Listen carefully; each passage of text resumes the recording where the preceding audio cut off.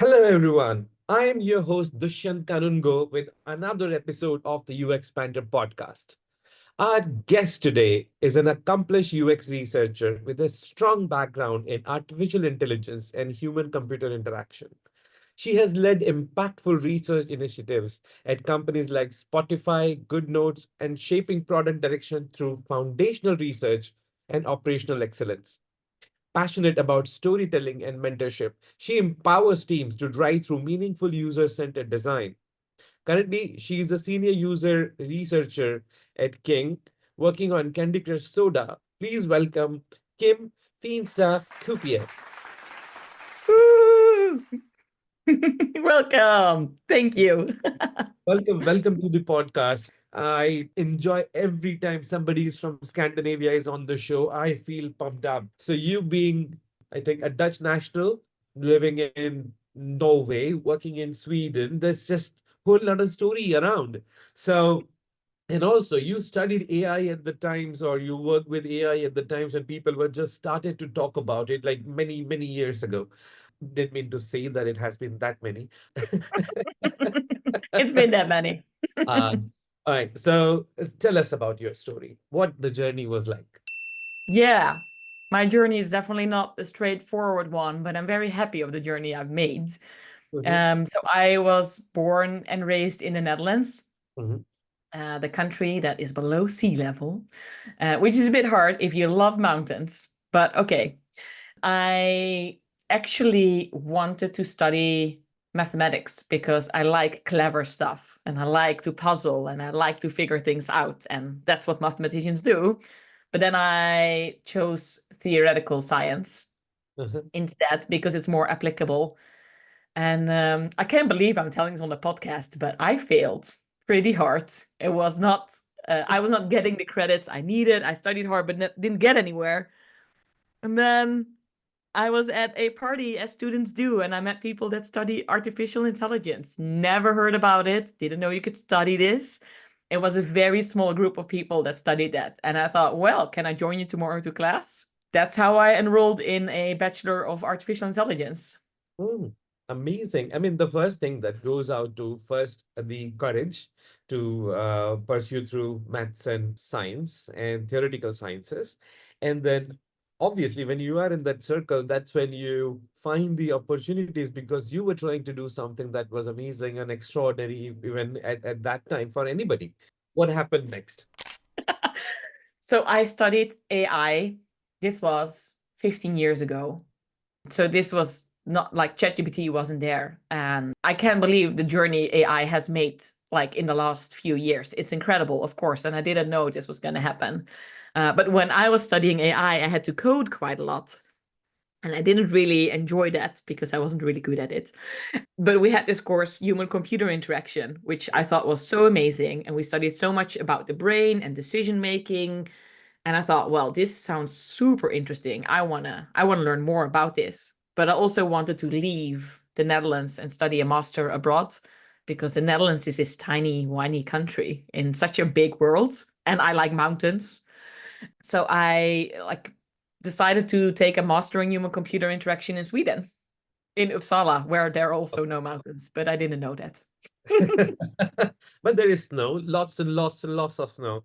Um, Also not that much where I studied, but you live and you learn. Yeah, but Uppsala is great. Also, where did you study AI 15 years ago as undergrad? I studied at the Radboud University of Nijmegen, which is in the east of the Netherlands. Ah, cool. All right. Then And what? fun fact, we were with 25 people, and now it's what's it called? A study where you have to apply for a lottery study. So now they take 100 people in on a lottery, and I was just more warmly welcomed because I was one of 25. Right. Nice. So Sweden, I think it is one of those places where master's degree education, they welcome everybody to come and study. And subject-wise, I think the way Scandinavia looks at design is pretty different from the rest of the world. I mean, earlier on, it was the case, just as. Mm, it really is, actually. Again, I was a very small study with like only 20 people. I like to study rare things, apparently. Um, It was a very different way of studying than in the Netherlands. In the Netherlands, I had to study really hard to get my grades in. And in Sweden, I just had to Don't like say. use, no, no, but use more reasoning. Instead of studying, you had to like understand and think about things, which was for me definitely a nicer way of studying. So because I could think when I'm on a walk and I could like process the things we learned by using reasoning instead of like die-hard statistics. But that's the difference, like core. If you're working in programming, it is maths. So it has to be edge to edge. So if either you study maths or if you're studying theoretical science or while you're doing AI, everything is about the logic and you have to put the technical person in the middle. And when you're studying something like human computer interaction, it's like the empath in you has to grow. And that is where the entire thought process comes on the surface as well. Do you think that that could be the difference between the two worlds? Yeah, definitely. And I think that's maybe also because I came from science and this is a master of social science. So that maybe have impacted that as well. But for me, it was nice to like have a different type of studying and a master that accommodated a bachelor that was so science focused and see the different side. Wow. So then you started working.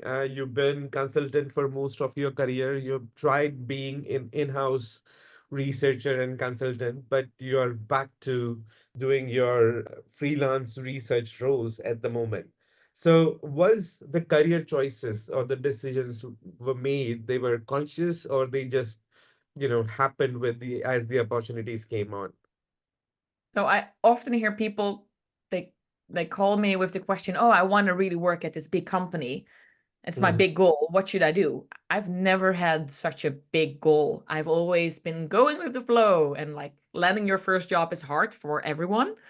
So I just landed what I could land and suddenly I worked in UX e-commerce research, which was not the dream job, but definitely the dream team. And I learned a lot there. And then from there on, I continued on and kind of like take me where the wind goes together with take me where I want to live. So generally the question, I mean, one thing is that people want to work at these big companies, and at the other hand, you were doing it all as a freelancer and consulting on these roles. So how do you get to Spotify? How would you get a role at Kings and GoodNotes? These are big names, big companies, and then there are companies that I can't even pronounce. Yeah. How do you land a job at big companies is not an easy question to answer. But I think it all starts with developing yourself, not at these big companies. Yeah. Because big companies, they all want to have the juniors that roll out of school and you get an internship there, luckily enough. And then if you're in, you're mostly in. Often people who do an internship, they get a role afterwards and then they grow from there. That is one way to get in. That is not Mm. the way I got in because I applied, didn't get the job. So I was like, okay, of course, I applied to Spotify just out of school. But 5 years later, I was sitting on that interview table, and that's where I realized everything I've done in the last 5 years has helped me to get to this interview because the questions they asked, I actually knew the answers to. I have a range of clients I can pull from. Actually, the first 5 years, I only worked as a UX designer and researcher. So Mhm. I did both, which is very common. And now suddenly I was applying to be a user researcher, but I could pull from all the researches I've done in the last 5 years. I didn't have to mention to them that I also did UX design on the side.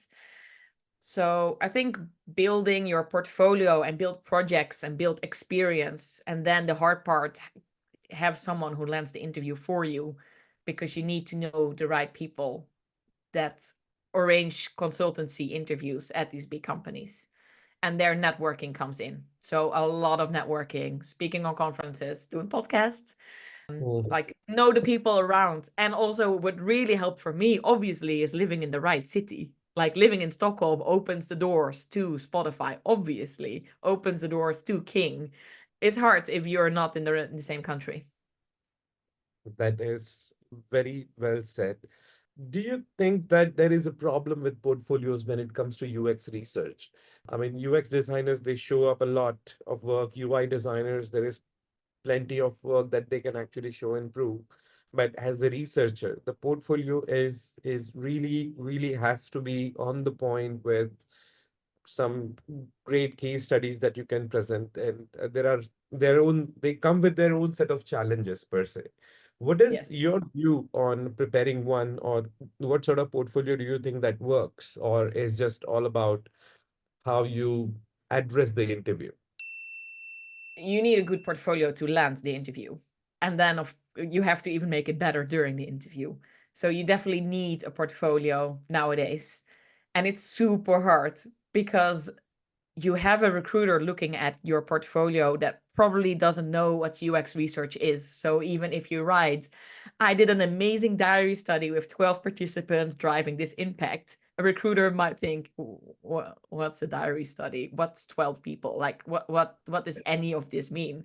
So you have to find a sweet spot between convincing the recruiter who basically doesn't know about your role and also convincing the hiring manager who probably has 2 minutes to look at your portfolio, and then the person who supports the hiring manager who will look maybe 10 minutes at your portfolio and decide if you're a good researcher or not.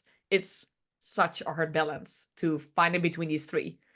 Be to the point but not to the point enough, and be inspiring but not like too vague. And then also you have this all these NDAs you have to follow up on. It's hard sometimes to find that balance. I think that as your career grows, I think after say 5, 6, 7 years, it's really hard to maintain the portfolio because the work that you've been doing early on, first 2, 3 years, has no relevance now because that work is something that even you feel like that I was a kid, I was just learning.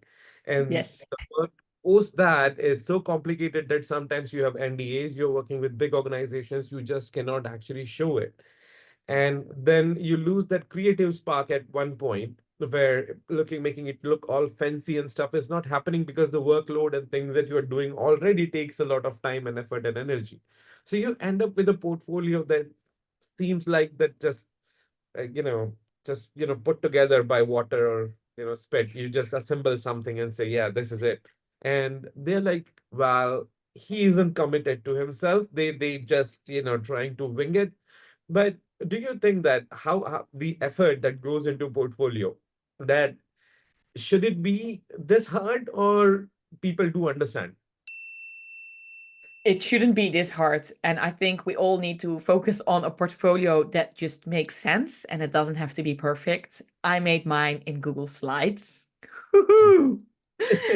And then I figured out there's something called Google Sites. Woohoo! Like, Yay. but you, I think a portfolio should communicate that you can communicate what you have done.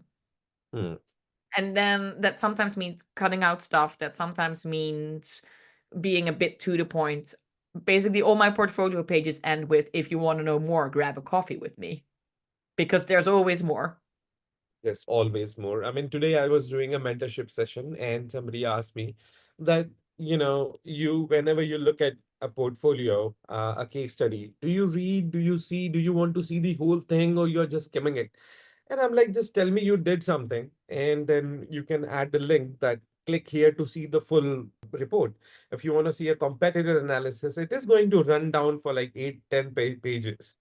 Just give me a URL. If I'm interested, I'll click and see. You can tell me that you did certain study and details are attached here within. And you can tell me what new things that you learned out of this. That should be the portfolio, because if you see about an application's documentation, they just go this thick.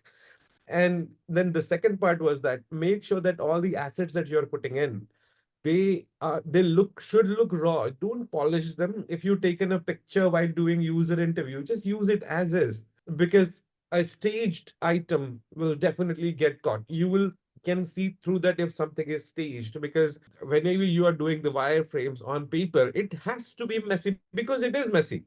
Just take a Yes. photo of your notes and see that this is where I started and this is where it is. Don't try to be written in the nice handwriting so that it feels like it's a fair copy, when it actually isn't. It's just the messy brain that you're translating on paper, and it has to be that way. So I can see that you are a messy person, but you can learn to organize the mess, the chaos in the end makes sense. And that's what it is all about, isn't it? It is all about that. And I love seeing messy pictures. I love seeing processes. I hate seeing walls of text. I never read them. I read the headlines and I look at pictures. So if you don't have headlines and pictures in your portfolio and you ever get reviewed by me, I don't think you're gonna get far. Yeah. All right. With that, I'm going to jump into some rapid fire questions. Uh-oh. Okay. Yay. So, lingonberry jam or meatballs? Oh gosh. Meatballs. You have to remember, I'm from the Netherlands. I eat meatballs with peanut sauce and rice, and the whole country is killing me for that. Hmm. Ik spreek a bit Netherlands. I did something on Duolingo long back, so I'm not sure that if I can speak it right, but You can probably say the word apple. Apple. Like apple. manzana. That's how good my Spanish is going. So why are you learning Spanish? I've studied Spanish in high school and I thought it's great to get it back up. And my boyfriend speaks Spanish, so, great to learn these languages again. Okay, so Norway or Sweden? Don't make me choose. Couldn't you Netherlands. ask if you want? Orange Army, I always. mean, I would say West Coast, West Sweden in the mountains. Okay. Your favorite meal to prepare? Gosh, I love making a good dal and it's easy to make. Oh. Your favorite midnight snack? A cookie with chocolate. These digestives. Health conscious, huh? But With still, with chocolate. it's chocolates. Then why digestive? Uh, But they have digestives with chocolate. It's so good. It's the best of both. I Like it's have eaten those. Yes, I remember. I mean, what's the point? All right, sunrise or sunsets, sunset. if it happens ever in summer. Never. We have like 2 months a year where we have sunset, sunrise season, and then like in summer the sun never sets, and in winter the sun never rises. Uh, but it's good to miss the memories of, those other days that in summer you miss winter, and winter time you say, oh, wish it was summer. Exactly. Uh, And you have to enjoy both. So for beaches and mountain, I would say certainly it is mountains. I'll take that. So in short, if you have to say that books, are you a books person or a movies person? Oh, I would love to say books, but I have to say movie. Your favorite one, movie. Oh my God, I can't say that on a podcast. It's so bad. So I love like a good chick flick movie, but I Uh, will not go into depth on that. It's just um Okay. a, a good feel good movie. So we can pick any of the John Hughes films, or we can go with any. Yeah, Love Actually, Mean Girls, like you name it, I enjoy it. All right. Any book that you would recommend? It's maybe a bit lame, but I love Just Enough Research by Erica Hall. I've read it so often, and I'm so impressed with how she's able to word the things I'm already thinking but can't put my words on. And then I'm reading the book and I'm like, wow, yeah, this is how I think about my stakeholder. What is the name of the book again? Sorry. Just Enough Research. Just Enough Research. I think Yes. I've heard about it before, but I never actually read it. I should put it in my reading list. She just gave out a new edition under her own name. So it's definitely the right time to buy it. And while we are at it, let me plug in my book called UX Decoded by Dushyant Kanungo. So it is available on all major platforms, Amazon, Apple, books, wherever. So with that, I would like to remind everybody who's listening to like, share, subscribe, please. This is weird because I started saying it only this season, not before that. And then people started saying that first tell us your name. You start the podcast without even introducing yourself. So those are the weird parts. But yeah, one learns, albeit in the fifth season. All right. Coming back, any YouTube channel that you feel as designers or general entertainment that you go for? Oh, this is really bad, but I'm not a YouTube kind of girl. Netflix? Yeah. I'll search on YouTube what I need to know, but I can't recommend any channel that I think is good for researchers. All right. And so let's come back to the original conversation. I think we understood that to meet you in person would be to offer you. Sorry, I didn't ask that question. What drink do you prefer? Oh, now you open a Pandora's box. I'm a big cocktail fan, and I actually give cocktail workshops where I live. Oh, amazing. So yeah, I don't have one favorite one, but an espresso martini or any gin-based drink always works for me. But it But in must the be morning, difficult. maybe. If you are giving out workshops, you go to a pub, you order a cocktail, it comes and it is not up to the mark, then you feel like betrayed. I mean, this started happening to me when I started to learn the video editing. The movies was ruined for me. It was back in like 2002. I started learning the editing, and you watch a movie and like, what the hell just happened?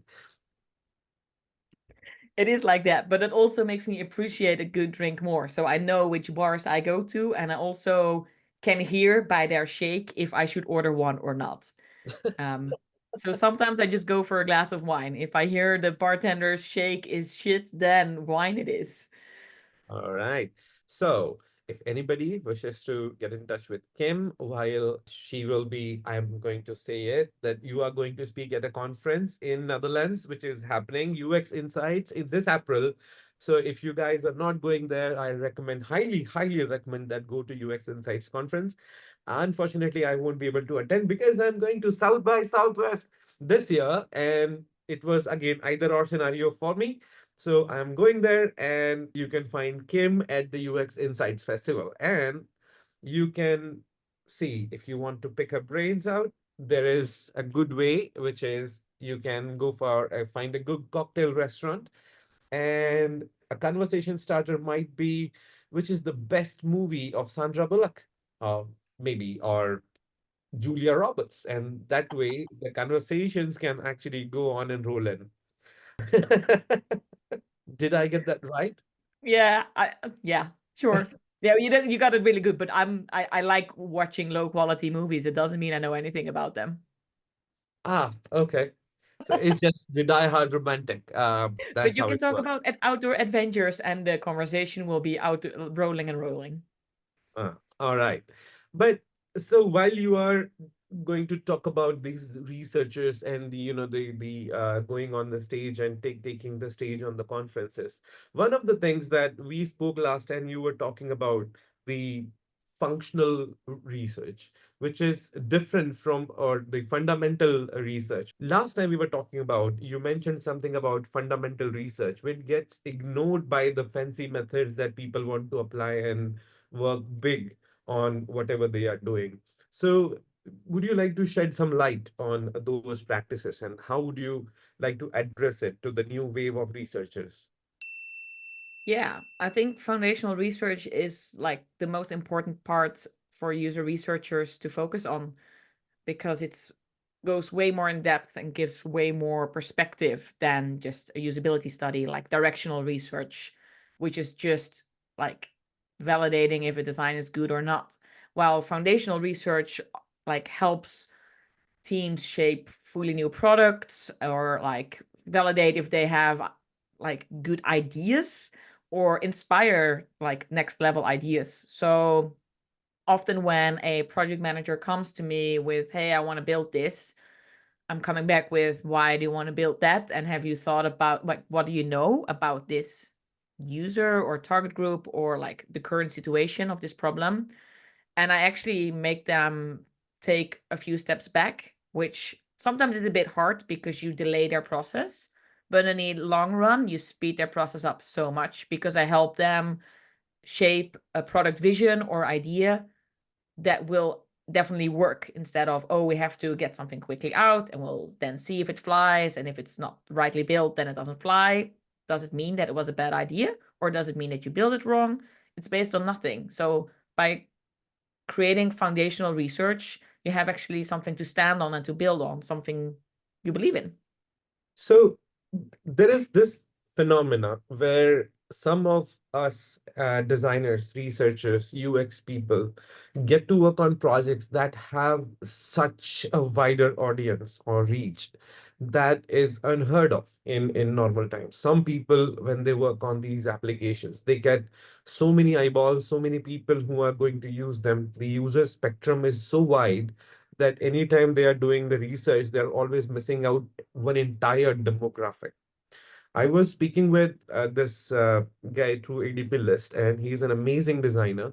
His name is Aman Mittal, and he was working on a project for the government of India. It is called DigiLocker. Now, that application is where whoever you are in the country, you can keep all your documents, the government documents, at one place. Your driving license, your unique ID, your the tax information number, and your mark sheets, the examination certificates, and all that at one place. Now, it has 100 million plus downloads on Android. And then you have iOS, and then you have the web-based version. And mind you, it's a country where there's still millions of people without a smartphone. And with such a high reach comes the technology and the security, and this is government data, mind you. The everything is this is the initiative which is run by the government of India. So having such high visibility access for your design that goes out, you at the same time when you're talking about Candy Crush, people have heard about it left, right, and center. Spotify, kids will know and remember that what it is because it's such a popular product. So there are two things that is the part of the question. One is, does it bring in extra pressure while you're dealing with such wide user base? And I'll ask the second question after this. Of course, it brings pressure. My God, like, you know how many people use Spotify every day? And then I'm researching that. I I know that I always have to make a consensus. Like I cannot grab five users somewhere in the world, one from Africa, one from South America, one from North America, one from Asia, and just say, boom, I've done research. This is it. I always have to focus on a region, and it always comes with problems knowing that, okay, I'm excluding so many markets right now. It's not just I'm excluding one other market. No, I'm excluding millions here. But that's the way to go, actually. Like to zoom in and then see if there are any differences from that with the other markets. And the question number two is that does it really open the avenues for research to you? Because you can just ask anybody that, what do you think of Spotify? And that would be the guerrilla research that can be performed like anywhere in the world. Yeah, it's amazing. But it's also challenging. Like So I I will was I get was talking insight. about I will get insights if I'm playing football with someone. They will tell me, "Oh, you're wearing a Spotify t-shirt. Oh, I love the app." But that's not research, right? Having confirmation on how amazing it is. So when you work at such a product, it's even more important to have the right research questions. What do I actually want to know from this person? And really ask the right questions or the right method so that they are not going to air quote lie to you, because they the will thing. tell you definitely how much they love it. For us, I mean, in India, there are 30 languages which are used officially, 30, over 30, 35 languages that is spoken. And you cannot make one application, which is a government sanctioned application, in just one language. It has to be followed through at least in 12 translations and then sub translations. So it just goes as the hierarchy.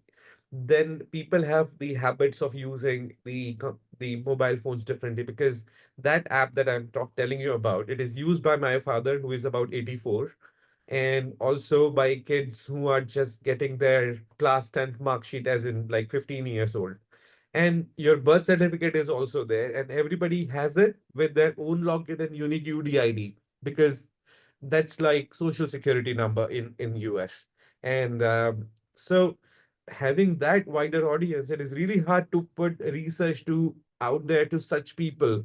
And you just said exactly that until it is controlled, it is not research. It's just unverified data because the conditions were so different when they are giving you feedback. Are they obligated to do it or say nice things to you, or are they telling the truth? Yeah, you never know. I'm always very skeptical when someone tells me they love the product I'm working at. Of course they do. I mean, are you going to tell someone, oh, wow, you work at that specific product? I hate that. Yeah. Unless you're maybe at the tax office, then it's okay to say that. Okay. With that, I'd like to announce to our listeners that you can get in touch with Kim over LinkedIn, and also you can connect with her on ADP List, the amazing design professionals platform where I'm close to 3,000 hours. And Woohoo! and LinkedIn would be a right medium to get in touch with her. I think she'd be more than happy to talk to you more about the confusions if you have any about the field of research or the topics that we've spoken today. Do attend UX Insight Festival and like, share, and subscribe my podcast. So there are so many things to do. Make sure you finish it before next Saturday. That's to-do item for the listeners. And with that, I'd like to thank Kim for joining our show today Thank you for having me. It was great. and wish everybody good luck for the coming week and see you guys on the other side. So keep tuning in. Goodbye. Bye.